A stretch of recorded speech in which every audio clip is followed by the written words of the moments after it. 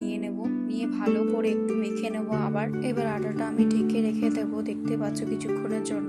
তো এখানে আমার ভাতটা গরম হয়ে গেছে, তো আমি কিছুটা আলু ভাজা করে নেব, তার জন্য পেঁয়াজ আর কিছুটা আলু কুচিয়ে রাখছি, দেখতেই পাচ্ছ তোমরা। আলুগুলো কোচানো হয়ে গেছে, ধোয়া হয়ে গেছে, পেঁয়াজগুলো কাটা হয়ে গেছে, তো আমার আলু ভাজা হয়ে গেছে। এবার আমি পরোটা করার জন্য লেচি কেটে নিচ্ছি, লেচি কাটা হয়ে গেছে আমার। এবার আমি পরোটা বানানোর জন্য লেচিগুলো বেলে নিচ্ছি। তারপরে এই যে দেখতেই পাচ্ছ আলুগুলো আমি ভেজে নিয়েছিলাম।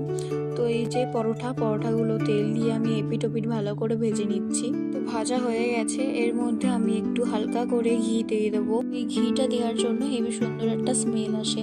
তো দেখতেই পাচ্ছ আজকে ডিনারের খাবার আমাদের।